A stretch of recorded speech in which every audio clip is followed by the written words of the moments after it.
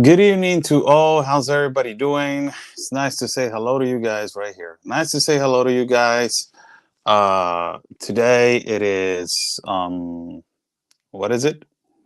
Tuesday, April 11th of the year 2024. There's a lot of things going on outside in the world right now. And a lot of situations that are currently happening that they're going to be extremely important on the next incoming elections to see what is going to happen, to see where the country of the United States it is going to be headed. It is going to be fundamental. These elections coming up, they're going to be a priority for this country for the future. Also, there's a lot of elections that they're in terms to immigration that they're extremely important. Panama, it's coming. Their elections are coming on May. It's extremely important that we know how that is going to end up on their side of the end of the game. And also, you have Venezuela and other elections that they are critical to see if the exodus that is going to continue. And by the way that it's looking right now, it looks like Venezuela is going to have another, Maduro is going to stay in power. That's the way that it looks right now. Other than having transparent elections, you have the example in the United States that, the past elections that were not that transparent. And also Mexico, elections in Mexico, that they're extremely important. Also, you have the Ecuador elections that they're happening right now. A lot of things going on. There was I want to talk about this video that went viral. There is right now a video of a migrant from Ecuador carrying a child from Venezuela. This migrant from Ecuador was almost exiting the jungle, the Darien Gap, which we have walked 4 times already. And as he is exiting, he's carrying this child that is not his. And he's explaining on the video what is happening with this child and what is the current situation of this child.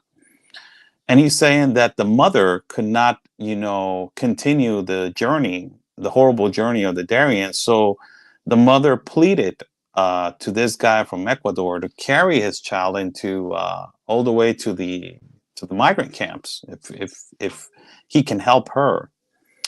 So the migrant from Ecuador told her, I can't. I have 4 children. Imagine that. He was carrying 4 children. And and he decided to carry it. Of course, the migrant woman, it is getting hardly criticized right now.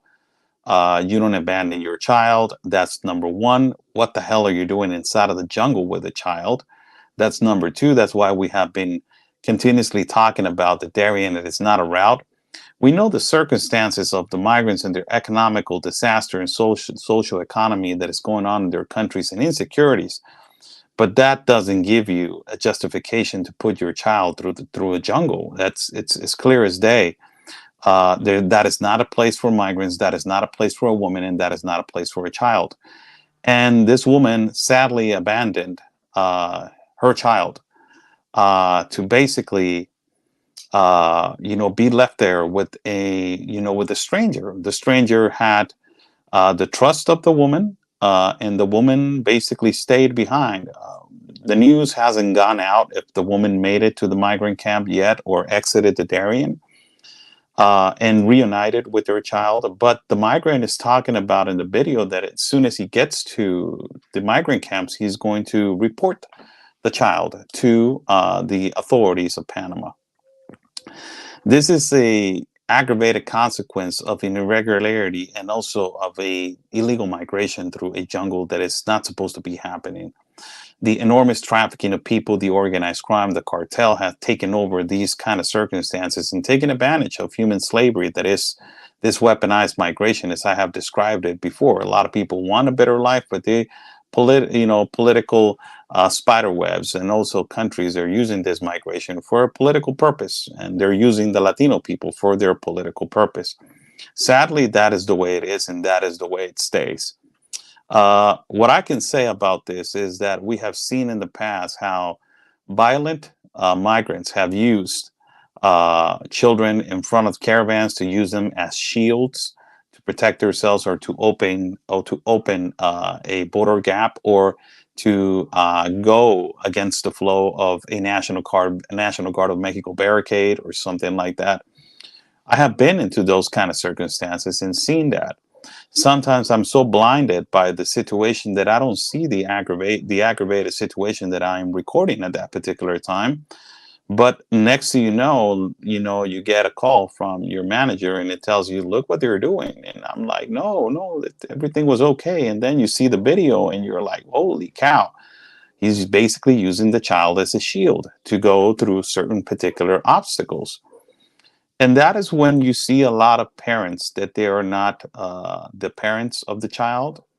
A lot of unaccompanied minors. You will see women that they are, single women, single mothers, that they want to get to one place to another safely. So they see an adult, or they see a single male alone, and they feel protected by that single male. And the single male will tell them, hey, let me carry the child and let me show the authorities. Do not stop me. Look, I'm carrying a child.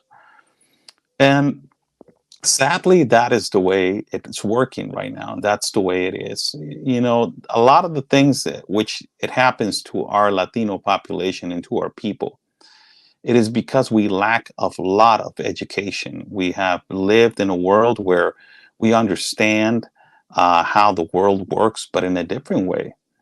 And become this irregular migration through non-ports of entry into places where there's no wall, and to jumping a border wall or crossing a river has become something of a normal activity that is an illegal activity, but it's considered now among migrants and among the migrant population as something normal. Even you will have journalists applauding migrants crossing and jumping the wall as to applauding the cartel, ultimately because they're paying the cartel to be crossed. How do you think the cartel feels when you're applauding that action? They feel empowered. They feel that they're doing a right thing. The situation has aggravated so much that now the migrants, they say, well, I will cross underneath the Constantino wire. I don't care. I am going to cross whether they like it or not. And this is where the law has been broken. And it is where the constitutional law, the reference into a sovereign nation, it's disappearing. And you will see this a lot with the thing that we have talked about so much, that is Global Compact on Migration. It is a compact that it was made by the United Nations to accept refugees and asylees through non-ports of entry. And it's become something that has been a complication, to every border in every country. Instead of providing a better journey and a better equality of life for the migrants, it has become completely the opposite. The Global Compact talks about that it's supposed to be a regular migration, documented, peaceful, and secure, and with a purpose. And if you see all those points of the Global Compact on migration, every single one of them, it is right now upside down. We're living in an upside down world. And the only ones that are taking advantage of this current situation are non-governmental organizations, that they want to keep this flow going, and they want to keep the people from, continue with this scripted migration that is almost, as it was designed to be done like this. And right now we are in a point of intersection where we need to unite so we can come together and make people understand that this kind of migration, it is not a regular migration. It is not a safe migration. And the purpose is what? To die along the way, to risk it all for, to die with your child. We know the consequences of I have seen the consequences of these people as they have migrated through rivers, and I have seen decomposed bodies inside of the Darien. I've seen people almost drowning, going up 3 mountains that are the most difficult mountains in the Darien: La Llorona, the Mountain of Death, and the Mountain of the Flag Mountain. All these mountains, I have gone up them and I have climbed them and walked through this. And the number one thing for me to go to these places is to get the taste of the evidence, and for people to not tell me this is the way it is. You don't know what you're talking about. I have been there and I know what I'm talking about. This is not a migration that is supposed to continue. And sadly, we have been 4 years continuing under the Biden administration, the most disastrous administration, where more migrants have died between the limitations of Mexico and the United States. Under this idea of being more humanitarian, it has become more inhuman.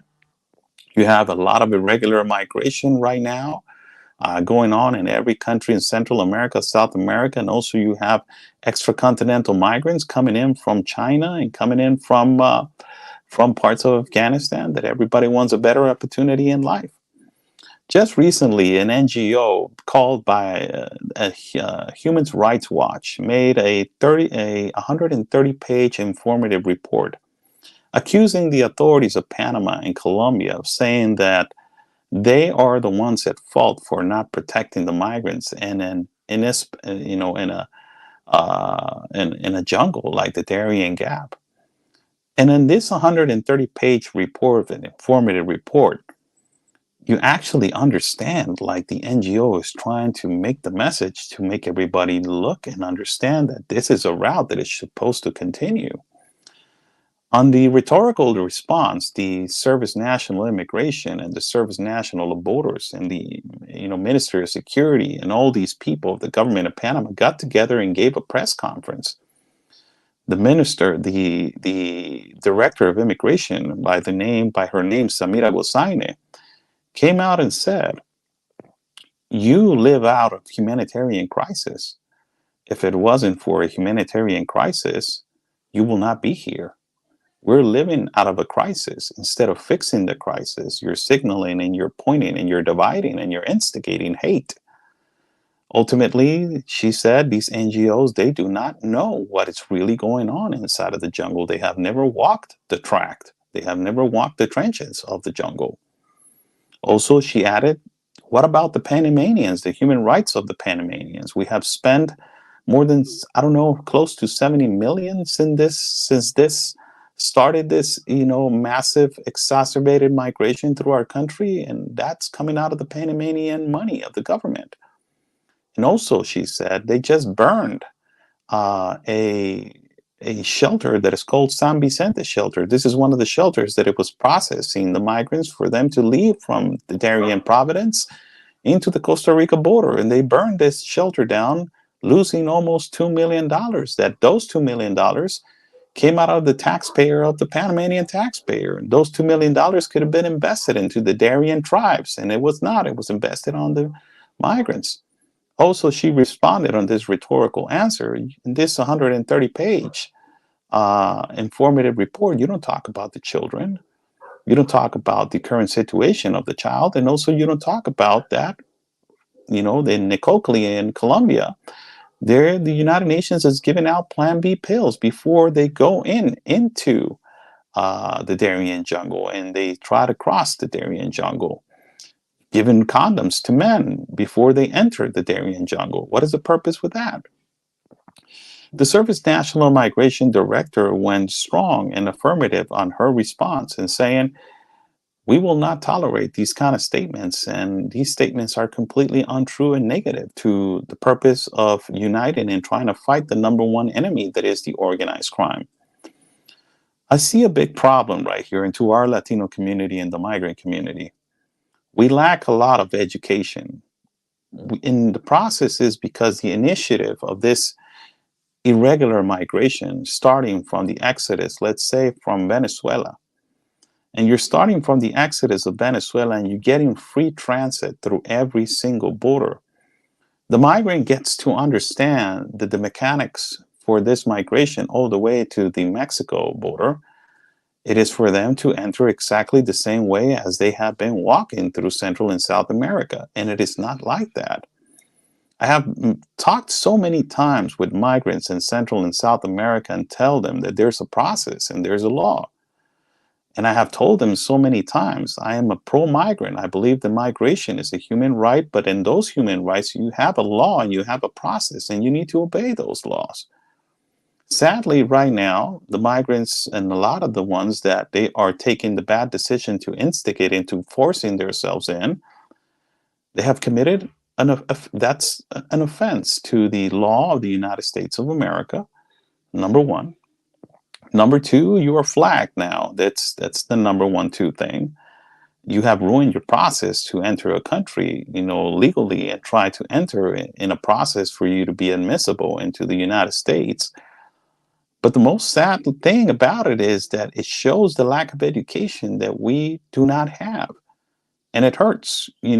For me as a Latino, going into the jungle, a lot of people have criticized me why I'm carrying children sometimes inside of the jungle. And I will tell you, there's a point of my life where there's a journalistic line. A really important journalist in south of the border, Tapachula, Chiapas. His name is Pedro Gerardo. He's a correspondent for TV Azteca, one of the biggest networks in our country. Had a long talk with him one day. We were sitting down and having a meal. Told me, Blue, there's a thin line between your job and affecting your feelings and jumping out of that thin line. Have to be careful with that thin line because that thin line can ultimately bring consequences into your work. It's really difficult. But inside of the Marian jungle, it is really difficult to not jump that thin line. When you have in a camera and you're recording, you will understand that it's between that or a child drowning. And clearly my message when I'm carrying these children or I'm trying to help these children to cross a river or to walk down on a mountain is to be also sending the message that this is not a route for children. That what would it happen if that child was not helped by me? What would it happen to that child along the way? That is clearly the message that I'm trying to send. It is extremely important for us to understand the purpose of the lack of education that we have. And it is it's frustrating for me as a journalist to go and to see our people suffer through these kind of consequences as they are migrating and being used for a political purpose. So now we know what is, I have my own idea why this mass migration that is happening. A lot of leftist journalists have their own idea. A lot of extreme leftist journalists have their own idea. A lot of extreme right-wing journalists have their own idea. A lot of right-wing journalists have their own idea. I preserve myself in the middle because I cannot be for one side or another. I'm a Mexican national. I was born over here, and I'm a Latino also, and I'm a migrant also. So I cannot criticize that part, and I cannot judge that part, but I can tell you, I can go with what I see, and what I see is the crimes against humanity that are happening to us, and that this is a mechanical way. This is a mechanism for people to be pushed, for people to be used. The organized crime and the cartel of Colombia, it is the one that is being enriched right now, and it is making millions and millions and millions of dollars. They're the ones that they have packages, and we discovered this in Nicocli and also on the last trip that I made in the Darien. We had so many interviews with migrants that they were explaining to us how much a package of a tourist package with these tourist companies, how much they're making. And these are the jobs of the open border policies and the global compacts of migration. The organized crime is making for a package to get you through the Darien with a guide that is a trafficker, $320, $340, and $350 per person. This will guarantee you to get you halfway into the Darien jungle and to halfway to the point of inspection. And from there, they will leave you alone, to see if you can survive or not. It doesn't even matter the hour or the day. You're in the middle of the jungle, for God's sake. There's, exotic animals that they're hungry. And the dangers of coming down and through the Death Mountain, more than 2,200 feet, with a decline of a debt, decline. It is horrible. That is the enemy, the organized crime, and these people that they're taking advantage, and they're basically using this as a political stature and as a political frame. it's important to also signalize the corruption that is going on in Central America and how this has deviated the attention to irregular and safe and orderly and documented migration and through a business now. A lot of people say why the governments of El Salvador, Nicaragua, Honduras, Costa Rica is not doing anything. They have a country of freer transit. It was agreed upon with the United States of America under the Biden administration. You have to understand where the consequences and where this, this problem is coming from and where they want to go. They don't want to go to Nicaragua, Honduras, and El Salvador. They want to go to the United States. And the one that is basically incentivizing this horrible route to continue, it is the actual administration of the United States. It is nobody else. This adding to, the bad cops and the good cops. There's good cops that they want to combat the organized crime and they want to do good. But there's more bad than good. And what would you do if you're a good cop trying to fight the bad? You're outnumbered. There's a lot of good police officers in Guatemala that are trying to do the good things for their people. A lot of good police officers in El Salvador, which we met over there. We went over there to El Salvador to bring the reality of how that great president, Nayib Bukele, has transformed his country into a law-abiding country. And ultimately, the economy has completely drifted into, a more profitable economy. In all these countries, you have the good cop and the bad cops. One of the things that we have suffered also is corruption. And this is because of the economical infrastructure that we have suffered. And with corruption in the economical infrastructure, it comes lack of education. And when we are not educated correctly, sometimes I talk to migrants inside of the jungle and I said, do you know the process how to enter the United States? And some of them, they don't. They absolutely don't. They go by social media. They go by TikToks. They go by the coyote that is selling videos at TikToks or the trafficker that is putting up videos in TikTok and Instagram. And they go by that, or they go by the friend that has arrived already in Chicago or in New York. And this guy is already informing how to do it, how to go, how to move. Sadly, this is the chain of information that has these inhuman policies, what they have created, and they're using our people. Our people are suffering. As this example of a video that I just put you that is going viral of an Ecuadorian migrant carrying a child that it was left behind by his own mother. The mother could not continue the journey, so he left the child to this Ecuadorian migrant for him to take the child out of the jungle. This is the number one consequence of the situation. If we will go by law and order and we will have more educated migration, we will have a better process of people understanding that we can make a better life in our own countries. Sadly, also the NGOs, they are profiting out of this, and we know that they're making millions of dollars out of this in every country and every border, and they want to continue with the flow. This is why they attack institutions of the government, that they are trying to do things good and they're trying to fight the organized crime, and they know that that is a gap that is going to be possibly closed, so they cannot, go by that. They need to open that gap. They need to continue with this. It is obvious. It is more than obvious. Everybody's showing. Everybody knows. These NGOs, they are attending only in points of attention, but they do not go to the crisis where it is happening. The crisis is in Venezuela. You ask every Venezuelan migrant, do you have human rights in Venezuela? They say no.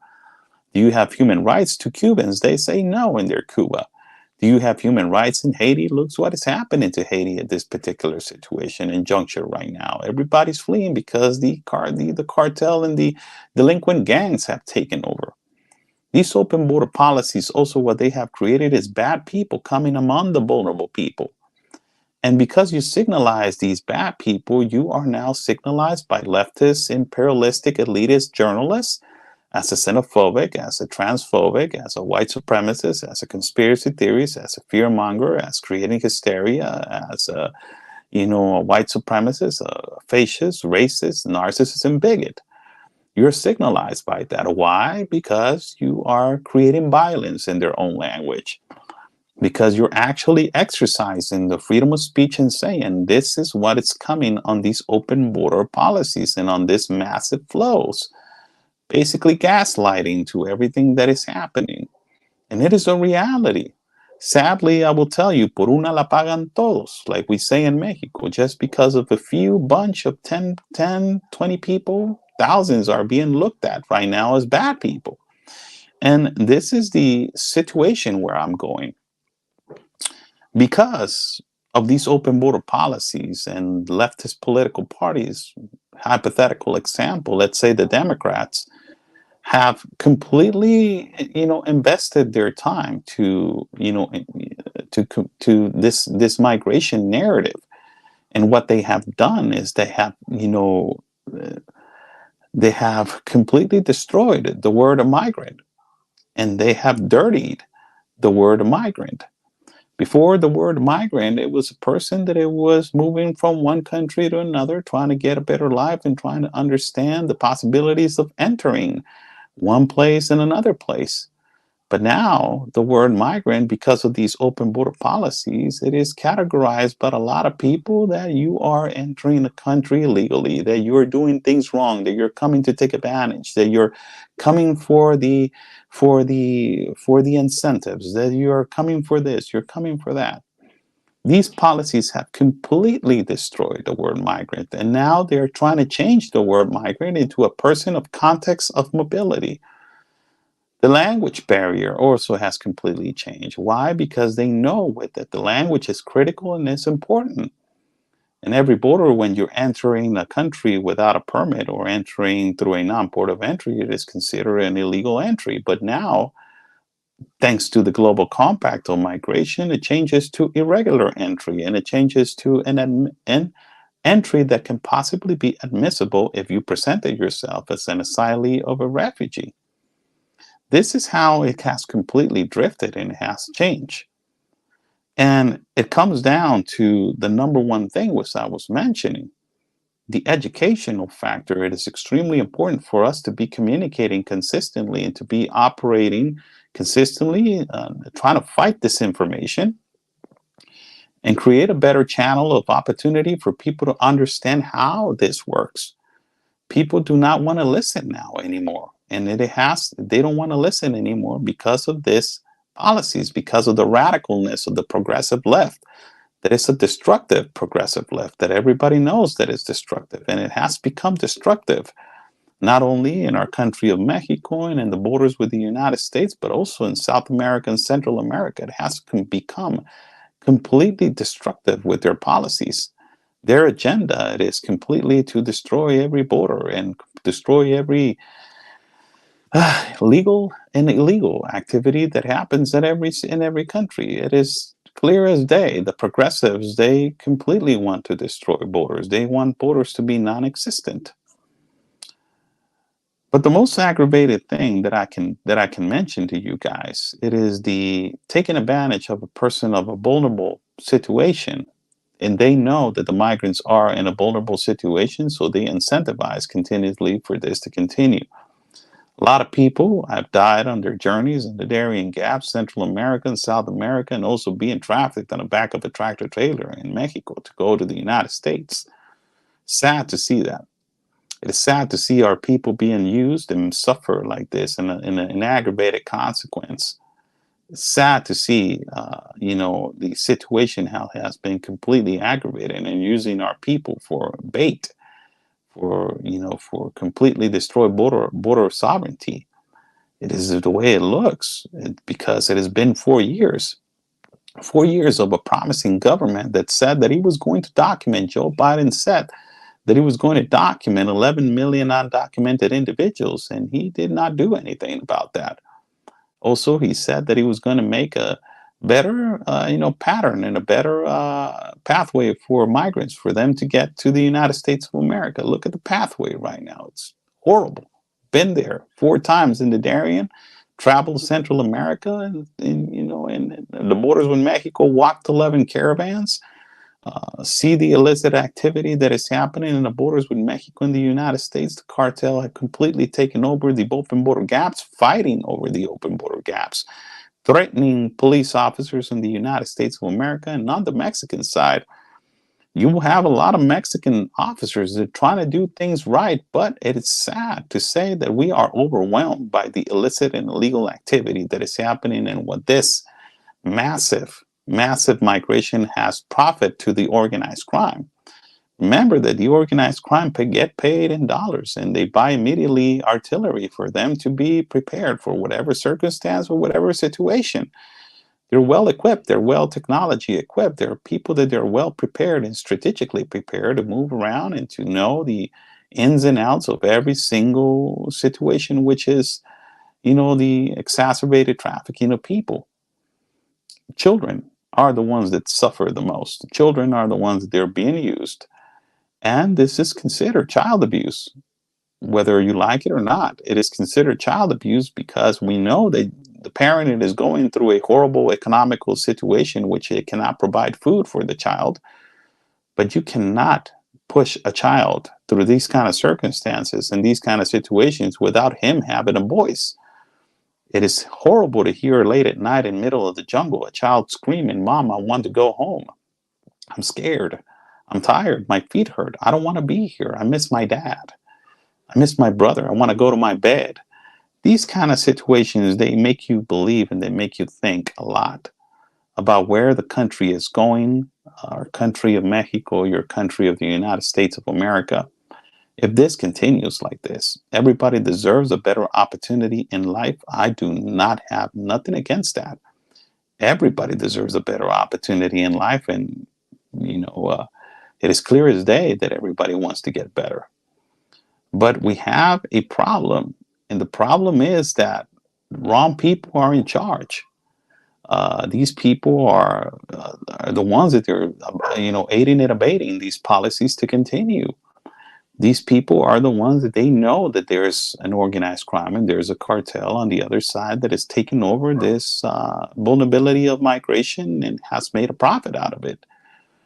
And it is the people in charge which are taking these bad decisions for this to continue.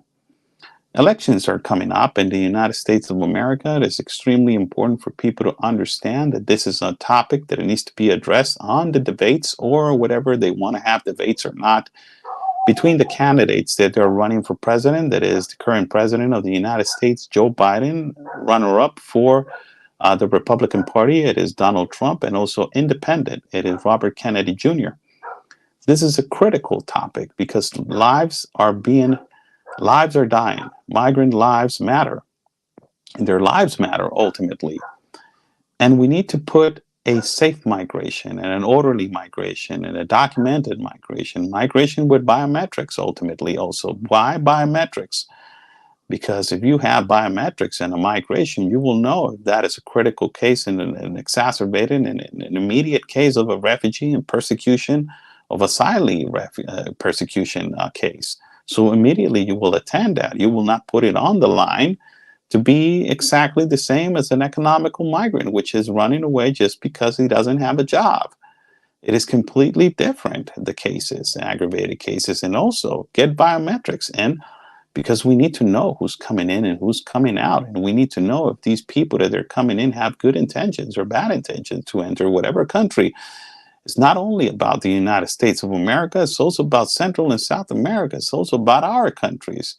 Who enters our countries, who stays in our countries. Mexico is a country that accepts everyone. And I live in a city which is a multicultural city, which is a city of migrants. And we have migrants from all across the world. But ultimately, we need to know also that if these migrants that they're coming have bad intentions, well, how were you let in all the way here to the northern border with the United States? That's why we need biometrics in every border. Also, there needs to be DNA testing on the non-accompanied minors and unaccompanied children also. That needs to happen again, whether they like it or not. This is the life of a child that doesn't have a voice and that is being possibly trafficked, abused, or possibly used for a my immigration agenda that is creating a fake family or a fake matrimony. That this has been discovered in the past. It is not a conspiracy theory, and it is not creating hysteria. It is a reality. It has been discovered, and in the year 2018, more than 5,800 fake families were discovered. In the year 2019, more than 4,800 fake families were discovered. You have these fake families that are being discovered continuously. We need to understand that there's a process, and the number one thing is that we need to educate ourselves more. That is where we're lacking. That is where we have a problem, a massive problem. Every time that I stand in front of a crowd of 20, 25, 30 migrants, I always try to explain to them this is the process to enter the United States. Do not go with a cartel. Do not try to use a cartel member. Do not go with the organized crime. Do not use the coyote or a trafficker. Do not put attention to them. He's not your friend. He's only trying to take advantage of you to make money, and possibly you will make it and possibly you will not. It is a reality what is happening into our countries, but it's more than a reality that this topic needs to be addressed. It is an immigration that we have been documenting immigration for years now. And in those years, we have gained so much experience so we have the foundations that we can speak.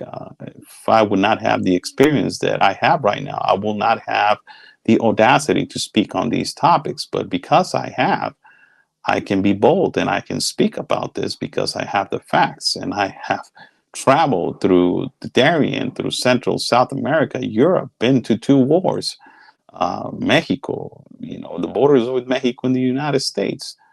We have actually the experience to talk about this. And what I can tell you is that if this does not get fixed, more people are going to suffer, more people possibly are going to die on these horrible consequences of migration. But the most sad thing about it is that, human slavery is going to continue. This is basically human slavery. It looked like that. And it's the imperative, image that is given us to every single one of us. This is one of the things that we need to discuss. And we come in here talking to you guys for a few minutes,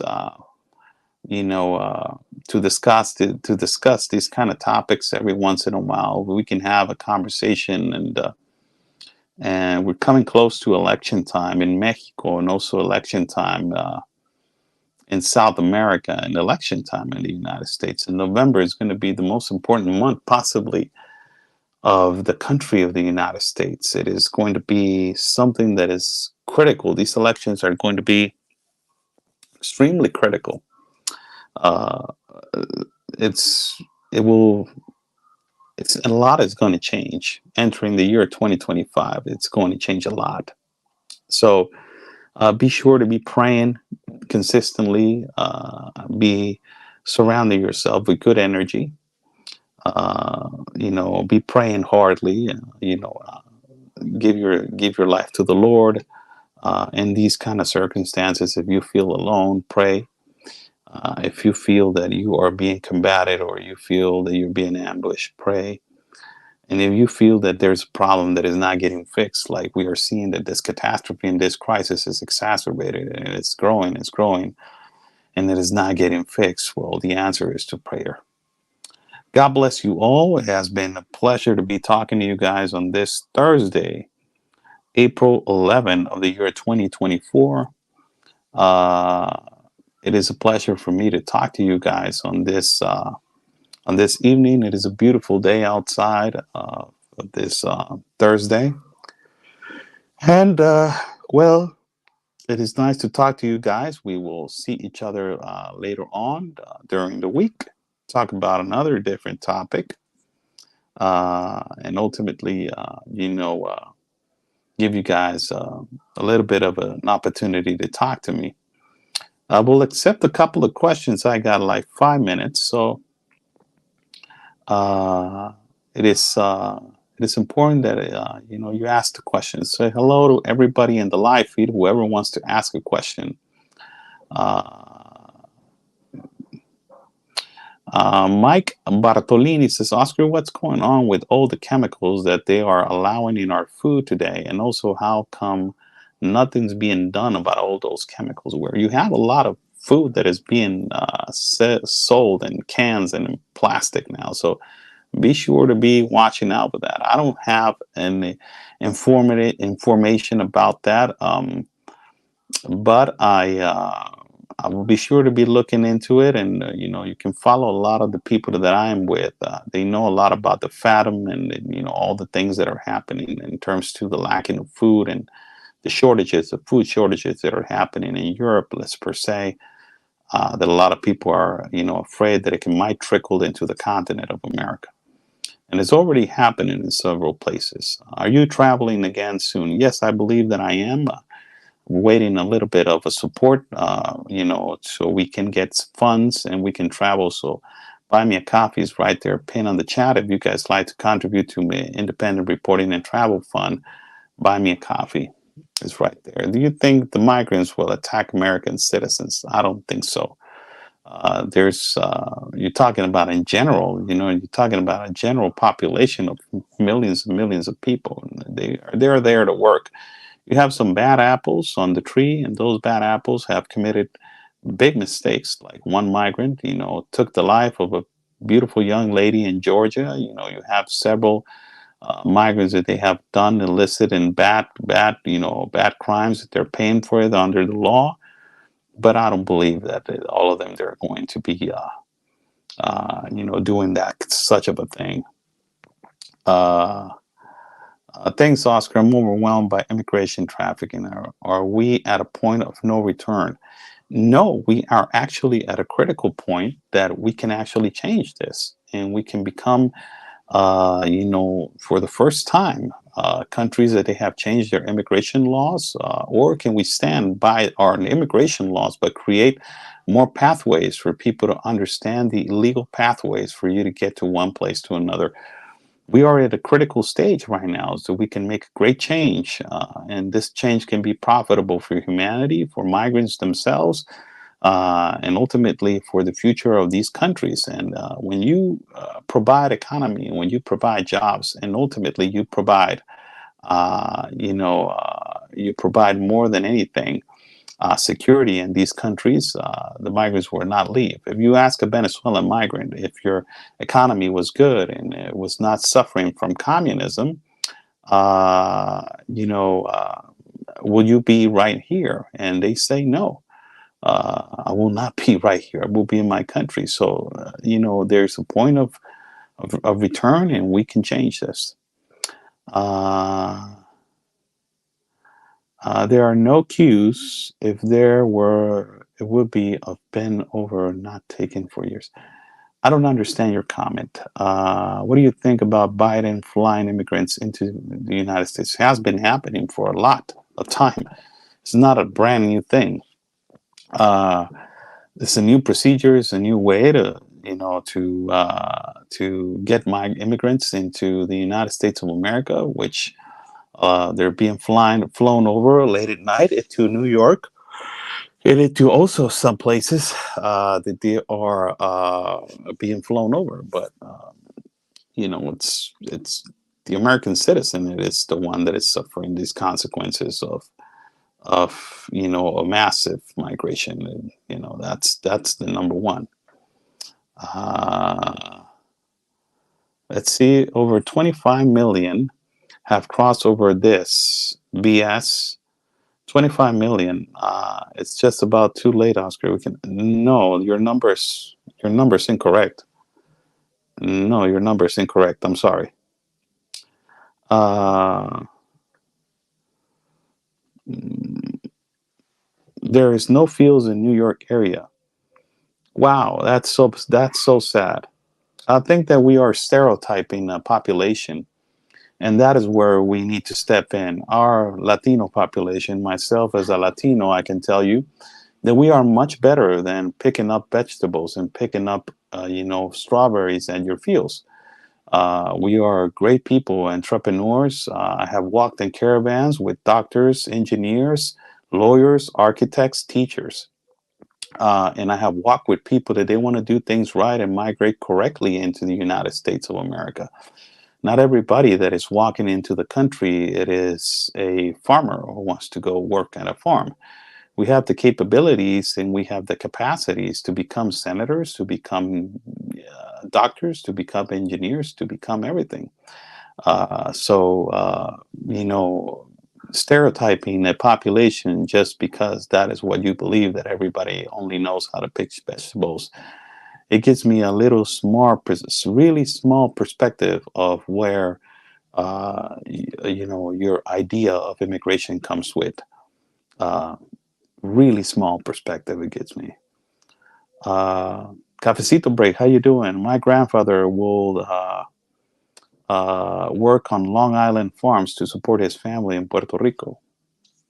It's nothing bad about working at a farm. It's legitimately where all of our ancestors have worked. In starting to give us a better future, and to give us a better opportunity in the country that everybody knows that is the best country in the world, that is the United States of America, the land of the free and the home of the brave. But it's up to us, the new Latino, to change that perspective. That is why we were educated to work, not to study. And we need to understand that we need to study, not specifically, it means that you have to get a degree, you have to go to college. That is a great thing. But ultimately, it means that you need to be more open, more ultimately more well grounded on what you want in life, and what you're expecting in life, and the opportunity, or where you're leading to, where you are directed. That is where we need to educate our people. We need to educate them that it's not just hard labor all the time. We need to be smart, make smart money, make entrepreneurs, make them smart and make them intelligent. Every life matters. As all the Christians in the United States of America, that they're really slang to the right, they say every life matters. So every life matters. Every life matters to get better. Every life matters to find a better opportunity in life. Every life matters to get a better job. Every life matters to be equal and having an education. Every life matters. Oscar, some have said it close to 40 million. That is misinformation. That is a lot of misinformation, and that is a lot of disinformation. So I suggest that you go and inform yourself a little bit, correctly.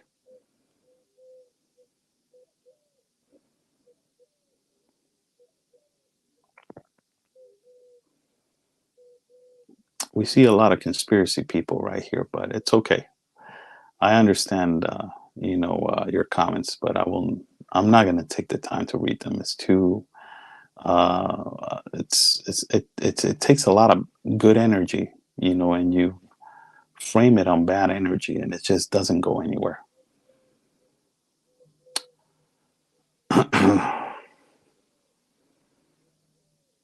Rocco Ace, so glad farm workers are proud and homeowners. It is an honorable job. My job depends on AJ on our cars. Yes, it's an honorable job, but we can do much better. It's not that we are denigrating a position. Remember that the Democrats were the ones that they called us a minority. And under the eyes of our Latino culture, a minority, it is considered a person of less stature, a person of less knowledge, a person that has less opportunities, and a person that is less, basically less. And what that terminology, minority, what it comes to is depend on social programs and depend on the government of the state. Under the eyes of the Constitution of the United States of America, in God we trust, as it says, everybody's equal in the eyes of God. So, by that, nobody has to be a minority. We are supposed to be a majority. And as soon as we step into that great land of the United States of America, although we have, let's say for me, heritage of being a Mexican, born and raised in Mexico, and be proud to be a Mexican. If I was living in the United States of America, the country that is providing for my food, for my future, my children, for the security of my family, it is the economy of the United States of America. So the one that I need to be appreciated upon, it is the United States of America. This is the idea that we need to educate our people on this. We need to make them understand that as soon as they stepped on another country, we need to adapt ourselves to a culture, adapt to ourselves to the position that we are offered to work, to start, and we can grow, as the American dream is to grow and grow and grow patiently and hardworking with heart, sweat, and tears, and put everything, every ounce of strength into it, so you can become a better individual and you can have that American dream one day. But it's not about being a minority; it's to be a majority in your heart. You are not supposed to be different from no other kind of human being. You have the same two things. We have two legs, two arms, eyes that we can see, a heart that we can feel, and mind that we can think. We are exactly the same. The only thing that is pushed through our throats and through the narrative is the color. And remember, that is the number one thing that it creates division.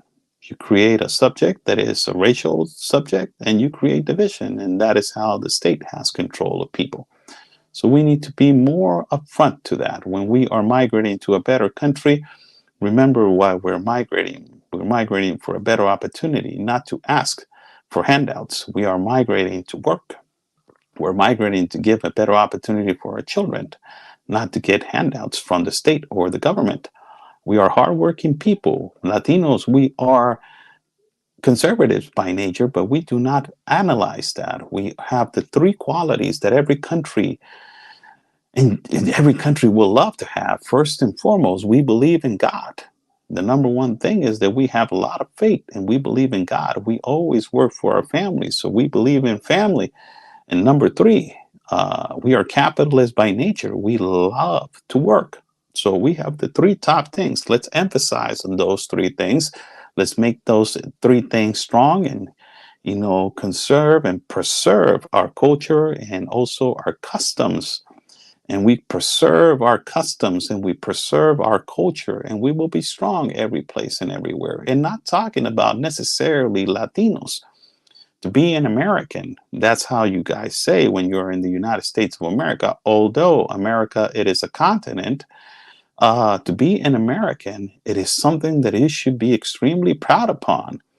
The American culture in the United States of America, it is a capitalist country, a country that you have to work yourself into and to work hard.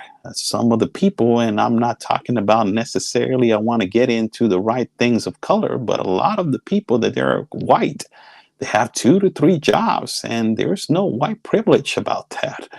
They're working 2 to 3 jobs to make it to rent, to make it for their car payments, to make it for their insurance, to make their payments for medical, ultimately to survive now that inflation and gas prices are over the roof. Not even talk about the Black American population that is, struggling ultimately and has been, in some places forgotten.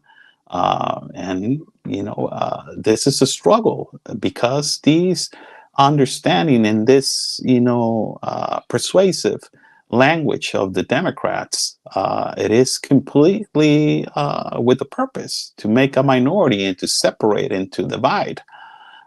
When you have a population that is united, it is extremely important that the color factor, it is not in place. It is a population that is united for the better and the good of the family and the country. It's not for the better and the good for your color. Uh, uh, Oscar, it's a comment from Kayleen Haleen. Oscar, are you saying America does not have a right to vote? Who's saying that? Nobody said that. You did not understand what I said. And also, you're saying in immigration laws. Who said that? I didn't say that. A minority is just a fewer number. No. Yes, I know that. But why you're trying to denigrate people to make a fewer number? If you're in the United States of America, everybody's equal. You're not a number. You're a human being. You do think we must accept millions of people with no laws? Who said that? You're asking me a question, or you're putting an affirmative action, or you're giving me your critical thought. Never I said that. When Latino becomes a greater number, I will be the minority. So you're telling me that we are basically, Latinos are trying to take over your land or your house or your life. It doesn't even matter. The word minority, I just told you, it was put to divide, and it was put to denigrate a population and to make a fewer population. The word minority is an insult to humanity. And it doesn't, let me tell you something, Miss Haleen, you need to step out to the real world. The world is changing. It is all colors and rainbows. You will see a lot of people that they are black living in marriage with happy people that they are white, and also you will see a lot of people that they are white married and living beautifully with a couple that is black. Also, you will see a person that is brown living happily with a person that is white, and also Asian living happily with a person that is white. It doesn't even matter the color. You're making it as a color situation. When you're making it a color situation, you're dividing the situation. You're putting a race in perspective. Yes, there is attack on Christians in the United States of America. That is obvious. And ultimately, there's this, the replacement theory comes to play, and it is a reality. But in this replacement theory, it is about United States citizens. It's not about color. Is it affecting white people? It's affecting American citizens. It's not affecting white people. That's my perception on you. And yes, I'm a man that believes migration is a human right, but there's a law, and you need to obey that law to migrate. There's a process, and you need to obey that process to migrate. That is our purpose whenever you're migrating to one place to another. And let me just remind you, uh, Mexico has accepted millions of American citizens, just like yourself, that you are from the color white in our country of Mexico without no regulation and no paperwork.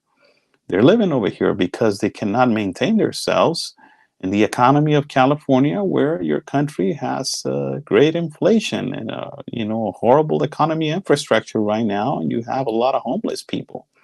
So it's not about the color of the skin. It's about the infrastructure, the economical infrastructure, the security infrastructure, and also the laws that they are being implemented by your country. When your country is not implementing your laws, you will have this disaster of a border that you have right now. It's not about the migrants. It is not about the Latinos. It is about your country right now that is not exercising their law. And because of their policies and because of how they're managing their border, all these extracurricular activities are happening, like the cartel that is growing powerfully because the incentivized people are getting paying the cartel to be trafficked into the United States due to these open border policies. And also you're creating a war on the other side of the country. That is our country of Mexico.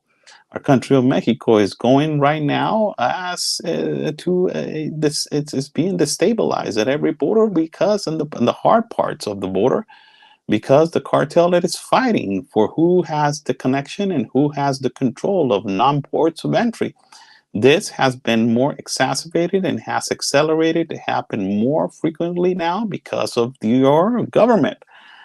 This, as a Mexican, I can tell you, I don't see no blue and I don't see no red. I see the 46th president of the United States of America that is an incompetent president, but is your president. And he's the one that is taking these decisions, putting people at risk, putting people at lives.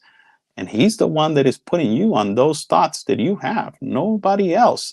He's the one that is putting those thoughts in your head. So, if you want to accuse people that they're coming in for a better life illegally, illicitly, irregularly, the ones that need to be blamed first, it is your government that is allowing this consistent, illicit, or irregular activity to continue.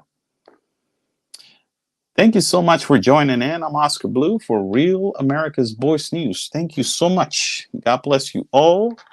Has been nice talking to you guys on this Thursday, April 11th. Thursday, April 11th of the year 2024.